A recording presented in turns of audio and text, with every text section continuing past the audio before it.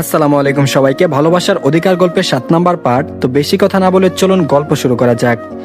একটা রেস্তোরাঁয় তাদের গাড়ি থামে। জেরিন, বৃষ্টি, মিহির, সাব্বির, রূপ নিজেদের মতো করে কথা বলছে। শুধু অধৈর্য একজন মানুষ। টয়া শুধু বারবার রাস্তার দিকে তাকাচ্ছে। তারা নেমেছে 5 মিনিট হলো, তারপরও মনে হচ্ছে কত বছর যেন পেরিয়ে গেছে। নিখিল, নেহা এগিয়ে আসলো ওদের কাছে। সবাই ভেতরে যাওয়ার উদ্দেশ্যে পা বাড়াতেই নেহার হাত টেনে দাঁড় করালো নিখিল। ব্যান্ডেজ করা হাতটি নিজের শক্তপোক্ত হাতের ভাঁজে নিয়ে নিল খুব সাবধানে। নেহার হাতের উপরে আলতো হাতে স্লাইড করলো নিখিল। নেহা চোখ বন্ধ করে ফেললো। কিছুটা সুরসুরি দেওয়ার মতো লাগছে তার। হাতে ব্যথাটাও পেয়েছিল তখন। নিখিল নেহার মুখের দিকে তাকালো কিছুক্ষণ, পরে নিজের কাজে ব্যস্ত হয়ে পড়লো। নিখিল এত আলতো হাতে ব্যান্ডেজ খুলছে যেন নেহার হাতটা একটা ছোট বাচ্চা, যার গায়ে একটু জুড়ে চাপ পড়লে সে ব্যথা পাবে। নিখিল হাতের দিকে তাকিয়ে নরম সুরে বলল, বেশি ব্যথা দিয়ে ফেলছি নিহারিকা, বেশি ব্যথা করছে বুঝি? এতটা আদুরে কণ্ঠ নেহা আগে কোনোদিনও শুনেনি। এই মানুষটা সবসময় এভাবে কথা বলে না কেন? নেহার যে সারা জীবন এরকম একটা মানুষই চাই, যে থাকুক শক্তপোক্ত খুলুসের আড়ালে, শুধু তার কাছে এসে হয়ে যাক একদম নরম, আদুরে আর যত্নশীল। নেহার কেন যেন আজ ভীষণ কান্না পেল। টপ করে গড়িয়ে পড়লো এক ফোঁটা জল। নিখিল সেই ক্ষুদ্রতম মুক্তার পানি নেই ফোঁটাটা গাল থেকে বেয়ে পড়তে দেয়নি। নিজের এক হাতে মুছে দিল সযত্নে। কণ্ঠটা ঠিক আগের মতো রেখেই বলল, কাঁদছিস কেন বুকা? এতটুকু ব্যথাতে কেউ কাঁদে? তুই না বড় হয়ে গেছিস? নেহার কান্নার বেগ বেড়ে গেল, কিন্তু মন বলছে থেমে যা। রাস্তাঘাটে কিভাবে কেঁদে দিলি তুই? নিখিল হাতের ব্যান্ডেজ খোলার ফাঁকে আবারও বলল, কাঁদে না লক্ষ্মীটি। নেহার মুখ এবার হা হয়ে গেল। কান্না করা তো দূরে থাক, সবকিছুই যেন ভুলে গেছে। নিখিল ভাই তো এটা, তার সামনে ব্যক্তিটি এতটা নরম সুরে তার সাথে কথা বলছে। নিখিল পকেট থেকে একটা শুভ্র রঙা রুমাল বের করলো। নেহার হাতের ব্যান্ডেজের জায়গায় রুমালটি পেঁচিয়ে দিল ভালো করে। নেহাকে বোকার মতো চেয়ে থাকতে দেখে নিখিল হাসলো। নেহার চোখ দুটো মুছে দিয়ে বলল, এবার হাসি দে, হাসি দে বলছি। ধমকের সুরে কেউ হাসতে বলে, কিন্তু নেহা সত্যি সত্যি হেসে দিল। তার পাতলা ঠোঁটের বাজে হাসিটা নিখিলের বুকের কাছে গিয়ে তীরের মতো বিঁধল। নেহা সামনের দিকে হাঁটা দিতেই নিখিলের বুকের বাঁ পাশে হাত রাখলো। তারপর বলল, এইখানটায় ঠিক বুকের বাঁ পাশে তার কেমন সুখ সুখ অনুভব হচ্ছে। এই সুখ তো আছে শুধু তার অবুজ পাখির কাছে। নেহা নিখিলের কাণ্ড দেখে মিটিমিটি হাসছে। সবগুলো মিলে নেহা যেতেই সবাই নর্মাল, মানে কিছুই ঘটেনি, কিছুই দেখেনি এমন ভাব। একজন মানুষের এসবের কিছুই পছন্দ হয়নি, তার মানে সন্দেহেরা দানা বেঁধেছে। তার মানে কি নেহা নিখিলকে তার কাছ থেকে কেড়ে নিবে? কিছুতেই এটা হতে দিতে পারে না টয়া। সে যে বাড়িতে গিয়ে সেতারা বেগমের সাথে কথা বলবে তা এখনোই ঠিক করে নিল। রেস্তোরাঁটার একপাশে খোলামেলা একটি জায়গা, গাছের ছায়া আছে। শহরের বুকেও গ্রামীণ পরিবেশটা বেশ নজর কাটছে সবার। ওয়েটারকে বলে 2টা টেবিল একত্রে করে রেখেছে ওরা সবাই। সাব্বির, জেরিনের মারামারি তো আছেই। সবাই হাসি আনন্দে মেতে উঠেছে পুরোপুরি বাঙালি খাবারের আয়োজন এখানে। ভর্তা থেকে শুরু করে মাছ, মাংস, সবজি, দই, পায়েস। ওয়েটার ছেলেটা বিনয়ের সাথে জিজ্ঞেস করলো তারা কি নিবে। এক একজন এক এক রকম খাবার অর্ডার দিয়েছে। টয়া অপেক্ষায় আছে কখন নিখিল অর্ডার দিবে। নেহা চুপচাপ বসে আছে। চাইনিজ হলেও চামচ দিয়ে খাওয়া যেত, ভাত জিনিসটা এমন হাতে না খেলে তৃপ্তি মিলে না। নিখিল পরপর অর্ডার দিল ডাল ভাত, মাটন, রোস্ট, চিংড়ি, দই আর ভুনা খিচুড়ি। নেহা ঠুট উল্টালো, এই লোক একা এত খাবে নাকি? পেটে কি বস্তা বেঁধে এসেছে?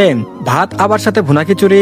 টয়া পড়লো দ্বিধায়। নিখিল যা যা দিয়েছে তার মধ্যে এসব সে যদি রিপিট করে তো সবাই কি ভাববে? তাই ছোট করে বলল ভুনা খিচুড়ি দিতে।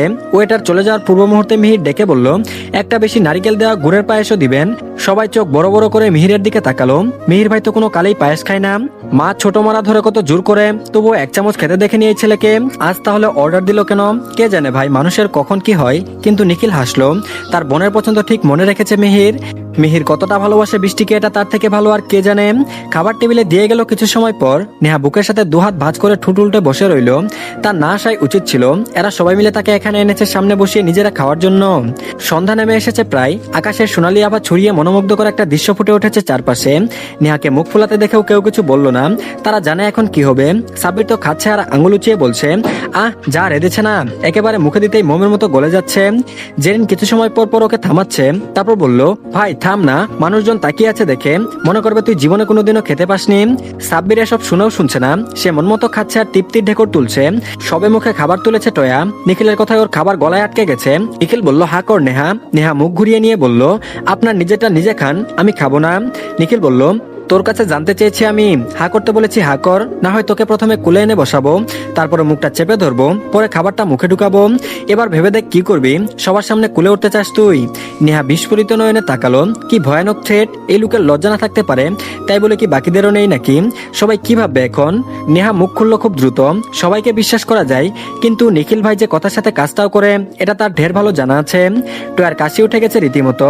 নিখিল মেহমেদ চৌধুরী ভরা রেস্টুরেন্টে মানুষের সামনে একটা মেয়েকে খাইয়ে দিচ্ছে। কি বিরল দৃশ্য। টয়ার অবাকের রেশ কেটে যায় মুহূর্তে। নিখিল কেন নেহাকে খাইয়ে দিবে? আরো তো অনেক আছে, মেয়েরাও তো আছে, ওনাকেই কেন? টয়া টাচ করে বলল, নিখিল ভাই আপনি কেন কষ্ট করছেন? নেহা তো নিজেও খেতে পারতো, চামচের সাহায্য খিচুড়ি খেতেও তো হাতের দরকার পড়বে না। নিখিল নেহার মুখে খাবার দেওয়ার সময় এক হাতে আলতো করে গালের নিচে হাত রাখলো। টয়ার মনে হলো ওর ভিতরে কেউ জ্বালা ধরিয়ে দিয়েছে। নিখিল এই মেয়েটাকে ছুঁয়েছে। নিখিল অতি গম্ভীর কণ্ঠে বলল, তা টয়া আমার কষ্ট নিয়ে কবে থেকে ভাবা শুরু করেছিস তুই? আমি কি করবো না করবো তা কি তোর থেকে পারমিশন নিয়ে করতে হবে নাকি এখন? নিখিলের স্বাভাবিক কথাটাই ও ঘাবড়ে গেল। সে তুতলানো শুরু করেছে। টয়া মনে হয় সাহসটা একটু বেশি দেখিয়ে ফেলেছে আজ। টয়া বলল, না মানে নিখিল ভাই। নিখিল বলল, চুপ বেয়াদব, কিসের নিখিল ভাই করিস? অনলি কল মি ভাইয়া, গট ইট? যত দ্রুত বসবি ততই তোর জন্য মঙ্গল। তোর সাহস দেখে আমি অবাক হচ্ছি। চুপচাপ আছে, কিছু বলছি না দেখে কি ভেবেছিস আমি কিছু বলবো না? আসার পর থেকে নেহার পিছনে লেগেছিস কেন তুই? Answer me. নিখিল এক হাতে টেবিলের উপর আঘাত করলো। মৃদু কেঁপে উঠলো টেবিলটি, সাথে কেঁপে উঠলো টয়া। টয়া বলল, আমি শুধু নেহাকে এটা বোঝাতে চেয়েছিলাম তোমার সব কাজ পছন্দ নয় ভাইয়া, যেগুলো নেহা করছিল। নিখিল বলল, আমার কি পছন্দ আর কি অপছন্দ তোকে কখনো বলেছি আমি? আর তোকে বলেছি আমার হয়ে উকালতি করতে? আমার মুখ নেই? আমার পছন্দ না হলে তো আমি নিজেই বলবো, তুই কেন বলবি এসব? আর তোর সাহস তো আকাশচুম্বী, তুই নিখিল মেহমেদ চৌধুরীর কাছে কৈফিয়ত চাস? টয়া মাথা নিচু করে রাখলো, তবুও জবাব দিতে ভুল করলো না। টয়া বলল, আপনি তো নেহার সাথে এমন করেন না, নেহা তো আপনাকে নিখিল ভাই বলে ডাকে। নিখিল বলল, নেহার সাথে তুই নিজের তুলনা দিচ্ছিস? জানিস নেহাকে? নেহাকে কিছু বলা মানে ওই কথাটা সরাসরি আমাকে বলা। নেহা যা খুশি করতে পারে, যা খুশি। আরেকদিন যদি তোকে দেখছি ওসব নিয়ে কোনো কথা বলছিস, আমি কোনো কাজ করার সময় তার মাঝে এসে ইন্টারফেয়ার করিস, তো আমি ভুলে যাবো তুই আমার খালাতো বোন। টয়া থমকালো আর চমকালো। মিহির নিখিলের হাত চেপে ধরলো, মিনমিন করে বলল, কি করছিস নিখিল? পাবলিক প্লেসে সিন ক্রিয়েট করিস না। থাম, এসব নিয়ে বাড়িতে গিয়েও কথা বলা যাবে। নিখিল আবারও নেহাকে খাওয়াতে মনোযোগ দিল। টয়া নিজের কটমট দৃষ্টি রাখলো নেহার উপর। এই মেয়েটার জন্য নিখিল তার সাথে এমন করলো। এই মেয়েটাকে নিখিলের জীবন থেকে সরিয়ে টয়া আসবে সম্পূর্ণ অধিকার নিয়ে, নিখিল মেহমেদ চৌধুরীর বউ হয়ে। তখন এ সবকিছুর বদলা নিবে, সবকিছুর। নেহাকে খাওয়ানো শেষ করে নিখিল নিজে ভাত খেয়ে শুরু করলো, ভর্তা দিয়ে খাওয়া শুরু করলো। সবার খাওয়া এখন মাঝপথে। নিখিলের ধ্বংসাত্মক রূপ দেখে নিজেই ভয় পেয়েছে, তাই দ্রুত খাবার পেটে পড়ে নিয়েছে। না জানি কখন ওকে ধরে চোর লাগাই। রোফ খেয়ে গিয়ে দাঁড়িয়ে আছে দূরে, বড়দের মাঝে থাকা ওর বড় বড়ই অপছন্দের। নেহা বসে আছে চুপচাপ। বৃষ্টির খাওয়া শেষ হতে মিহির তার দিকে পায়েসের বাটি এগিয়ে দিল। বৃষ্টি একবার তাকালো মিহিরের দিকে। মিহির মনোযোগ দিয়ে খেতে ব্যস্ত, যেন কোথাও কিছু ঘটেনি। এই দুই বন্ধুর আচরণ এমন ভুতুরে কেন? হুলস্থুল কাণ্ড ঘটিয়ে এমন ভাব করে যেন কিছুই হয়নি। বৃষ্টি চুপচাপ খেতে লাগলো। সাব্বির দেখলো মুগ্ধ নয়নে। বৃষ্টি, নেহা, জেরিন তিনজনই তার কাছে কলিজার টুকরার মতো। দুই বোনের এত ভালো জীবনসঙ্গী পেয়েছে দেখে হৃদয় খুশির আবেশে পুলকিত হলো। জেরিনের জীবনে একজন ভালো মানুষ আসুক, এই দোয়াই করে। তারা সব ভাই বোন এক, কখনো চাচাতো ভাই বোন হিসেবে নিজেদের মনেই করেনি। মিহিরের খাবার শেষ হতে বৃষ্টি আর ও উঠে গেল। মিহির বলল, তা আমার মেঘবালিকা, আপনার মন খারাপ কেন হলো হঠাৎ? বৃষ্টি বলল, আপনি কথা বলবেন না আমার সাথে? মিহির বৃষ্টির এক হাত টেনে নিজের হাতের ভাঁজে রাখলো, তারপর বলল, এই অধমের পছন্দ আছে বলতে হবে। তার দেওয়া শাড়িতে তার প্রেয়সীকে একটা চাঁদের কন্যা লাগছে। তা মহাশয়া, এই অধম বামুন যে আপনার দিকে হাত বাড়িয়েছে, দিন শেষে পাবে তো আপনাকে, নাকি আপনিও থাকবেন চির অধরাম? বৃষ্টি ধুম করে কিল বসালো মিহিরের পিঠে, তারপর বলল, অসভ্য লোক, এখন এসে এসব বলা হচ্ছে আমাকে, তাই না? আর কল দিলে তখন কল ধরার সময় হয় না আপনার? আমাকে একটু গুরুত্বও দেন না আপনি। মিহির বলল, সত্যি ব্যস্ত ছিলাম তো শোনা, এভাবে রাগ করলে হয়? আচ্ছা এই শেষ, আর হবে না এমন। এই দেখো না কান ধরছি আমি। জেরিন সাব্বির এসে যে পিছনে দাঁড়িয়েছে তা খেয়ালই করেনি এই কপত কপতি। সাব্বির ইনিয়ে বিনিয়ে বলল, আমরা কিছুই দেখিনি, তাই না জেরিন আপা? আমরা কি কিছু দেখেছি? জেরিন মাথা দুলালো দুপাশে, যার অর্থ তারা কিছুই দেখেনি। এদিকে বৃষ্টি পড়েছে মহালজ্জায়। এভাবে বড় ভাই বোনদের সামনে কিনা প্রেম করছিল। ইস কি লজ্জা। এবার এই বিচ্ছু ভাই বোনগুলো তাকে 3 বেলা খাওয়ানোর মতো করে লজ্জায় ফেলবে। বৃষ্টি কোন রকম কেটে পড়লো সেখান থেকে। জেরিন, সাব্বির, মিহির হেসে উঠলো শশ শব্দে। নিখিলের খাবার এখনো শেষ হয়নি, সে বসেছে তো শেষে। নিখিল জানে নেহা ঝাল খেতে পারে না, তারপরও নেহার দিকে হাত বাড়িয়ে বলল, খাবি? নেহা মুখ ঘুরিয়ে নিল। নিখিল নেহার দিকে ঝুঁকে ফিসফিস করে বলল, নিখিলের বউ হয়েছিস, একটু একটু ঝাল খেয়ে প্র্যাকটিস করা তো উচিত তোর। নেহার মুখে হাত রেখে ভর্তা সহ ভাত নেহার মুখে পুরে দিল নিখিল। নেহা খেয়ে নিল কোনো মতে, কিন্তু ঝালটা তাকে ধরেছে ভালো মতো। সামান্য ঝালে নেহার নাকের ডগা লাল হয়ে উঠেছে। নিখিল আরেক হাতে দইয়ের গ্লাস এগিয়ে দিল ওর দিকে। নেহার এক মুহূর্ত বসলো না এখানে। টয়া দেখলো ক্ষুব্ধ নয়নে। তার বুঝতে বাকি নেই নেহা নিখিলের মধ্যে কিছু একটা আছে। তবে যাই থাকুক, নিখিল শুধু তার, যে কোনো মূল্যে নিখিলকে তার চাই। সেদিনের মতো ওরা বাড়ি ফিরলো। রাত 9টার দিকে ঢুকেছে সবাই। মিহির হেলে দুলে নিজের বাড়ি চলে গেল। পাশাপাশি বাড়ি হয় এতটাও বেগ পেতে হয়নি তাকে। আর এদিকে 3 দিন কেটেছে খুব সুন্দরভাবেই। বিশেষ করে নেহার টয়া ওদিনের পর আর নেহাকে বিরক্ত করেনি, অযথা প্রশ্ন করে মাথা খায়নি। তবে টয়া মেয়েটা যে মোটেও সুবিধার নয় তা বেশ বুঝতে পেরেছে তারা। সকালে খাবার পরও সেতারা বেগম এসে বসলেন। টয়া ঠিক এসে তার পাশে ঘাপটি মেরে বসলেন। সেতারা বেগমের কানে তুললেন এক মুখ্যম কথা। সেতারা বেগম এমনিতেই নাতনিদের হাতের কাজ নিয়ে খুঁতখুত করেন, এখন যেন পেয়ে বসলেন টয়ার কথাই। টয়া বলল, নানু আমরা সবাই মিলে একটা রান্নার কম্পিটিশন করলে কেমন হয়? একজনকে জাজ দিবে, দেখবে কার হাতেরটা বেশি মজা হয়।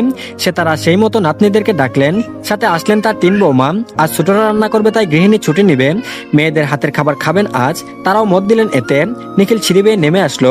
নেহা আর বৃষ্টির দিকে তাকিয়ে বলল, 2 দিন পর পরীক্ষা, এখন এসব রান্না করার ভূত চেপেছে কার মাথায়? চুপচাপ গিয়ে পড়তে বস। সে তারা নাকচ করে বললেন, না না দাদু ভাই, আজ তোমার কথা শুনতে পারবো না আমি, পরীক্ষা তো আরো 1.5 মাস বাকি, আর এরা তো পড়বেই সারাদিন, একদিন না পড়লে তেমন কোনো ক্ষতি হবে না। সাব্বির এসে বলল, ওয়াও, আমিও অংশগ্রহণ করতে চাই, তবে শুধু ডিম ভাজতে পারি আমি, একবার খেলে 6 বার হাত চাটবে তোমরা। সাহারা হেসে ফেললেন, ছেলেটাও হয়েছে।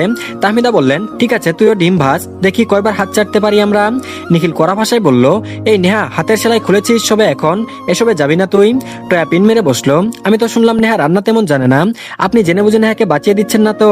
নেহা এবার রেগে গেল, তেতে উঠে বলল, এমন ভাব করছো সব শুধু তুমি একাই পারো, আমি কম পারি, কিন্তু যতটুকুই পারি তা বেশ ভালো করেই পারি। একটা আইটেম রান্না করবে সবাই। টয়া বলে উঠলো, আমি কাচ্চি রান্না করব। সাব্বির নাক কুচকে বলল, এসব খাসি খাই না আমি, এটা তো খাবো না আমি। জেরিন বলল, আমি ভুনা খিচুড়ি রান্না করব, তাও খাসি দিয়ে, আজকে দেখবো তুই খাসি না খেয়ে কই যাস। সাব্বির ভাব নিয়ে বলল, যে আমাকে খাসি খাওয়াতে পারবে তাকে আমি 2000 দিব, সাথে আইসক্রিম ট্রিট দিব। নেহা বলল, আমি নুডলস রান্না করব গরু দিয়ে, তুমি চিন্তা করো না ভাইয়া, তোমার জন্য তোমার বোন আছে। সাব্বির গদগদ হয়ে বলল, নেহা বোন, তুই একমাত্র আমার আসল বোন, আর বাকি সব ঘষিটি বেগম। টয়া বেশ খুশি হলো, গরুর মাংস রান্না করবে মানে নিখিল তা খাবে না। নিখিল যে গরুতে অ্যালার্জি তাই তো শুনে বুঝে সে কাচ্চি রান্নার কথা ভেবেছে। নিখিল দাঁত চেপে দাঁড়িয়ে আছে, রেগে তাহমিদা বেগমের দিকে তাকিয়ে বলল, ছোট মা তোমার মেয়েকে মানা করো বলছি, অযথা জেদ করছে, হাত জ্বলবে ওর। নেহা হাসি দিয়ে বলল, তাহলে চলুন আপনি পেঁয়াজ মরিচ টমেটো ধনেপাতা কুচি করে দেন, আমার আর হাত জ্বলবে না। সাব্বির ভাইয়া তো ডিম ভাজবে, আপনি কেন বাদ থাকবেন? আপনার কাজ এগুলো এগুলো করে আমাকে সাহায্য করা, তো যখন চিন্তা হচ্ছে আমার আপনার জন্য। কথাটা বলে থেমে থাকেনি নেহা, নিখিলের বাহু চেপে ধরে তাকে নিয়ে যাচ্ছে রান্নাঘরে। হামিদা বেগম বলল, ঠিক হইতো, যা যা নিখিল। নিখিল বলল, আমি অফিসে যাব মা, তুমি ওর সাথে যোগ দিচ্ছ কেন? নেহা ছাড় আমাকে, ভালো হবে না বলছি। নেহা রান্নাঘরে গিয়ে থামলো, নিখিলকে রেখে সে চুলার পাশে খালি জায়গায় উঠে বসলো। নিখিলের দিকে দাঁত কেলিয়ে তাকিয়ে হেসে বলল, আপনি কি পারেন না? ছি ছি, নিখিল ভাই দা গ্রেট নিখিল মেহমেদ চৌধুরী সামান্য পেঁয়াজ মরিচ কাটতে পারে না? নিখিল শার্টের হাতা গোটালো, নেহার দিকে এগিয়ে গেল অনেকটা। নেহা মাথা এলিয়ে পিছনে নিল। নিখিল নেহার দিকে আরো ঝুঁকে যেতে নেহা চোখ বন্ধ করে ফেললো। নিখিল নেহার মুখের উপর ফু দিয়ে ওর পেছন থেকে চাপিং বুটটা এনে বের করলো। নিখিল সরে এসে ঠুট কামড়ে হাসলো। নেহা 3 বার বুকে থুথু দিয়েছে। আল্লাহ, এই ছেলে কবে জানি তাকে হার্ট অ্যাটাক করিয়ে ছাড়ে। নিখিল যা যা লাগবে এনে কাটা শুরু করলো। নেহার দিকে না তাকিয়ে বলল, আমাকে দিয়ে আর তুই কি কি করাবি নেহা? নিখিল সত্যি নেহার কথায় কাজ করে কিনা তা দেখতে সবাই দরজায় আড়ি পেতেছে। ছোটদের সাথে হামিদা, সাহারা, তাহমিদাও যোগ দিয়েছে। হামিদা অবিশ্বাস্য চোখে ছেলের গুপ্ত প্রতিভা দেখছে। নেহার মুখ যে হা হয়েছে তা আর বন্ধ হয়নি। নিখিল ভাই তারা এক কথায় রান্না করে এসে এই কাজ করছে, আল্লাহ, আর কত অবাক হওয়ার বাকি আছে তার। হামিদা বেগম তো তাহমিদা বেগমকে বলেই ফেলেছে, তোর মেয়ে সত্যি সত্যি জাদু জানে রে, আমার এই ভেদর ছেলেকে নিয়ে রান্না বান্নার কাজ করাচ্ছে। এর বাপকেও একবার আনতে পারিনি আমি এখানে। তো ধন্যবাদ সবাইকে, এই পার্টটি এই পর্যন্তই। তো সবাই প্লিজ আগে চ্যানেলটিকে সাবস্ক্রাইব করে দিন, পরবর্তী পার্ট খুব তাড়াতাড়ি পেয়ে যাবেন। আর গল্পটি কেমন লাগছে সবাই কমেন্টের মাধ্যমে জানাবেন, আর অবশ্যই সবাই ভিডিওতে লাইক দিতে ভুলবেন না। তো ভালো থাকবেন সবাই, আল্লাহ হাফেজ।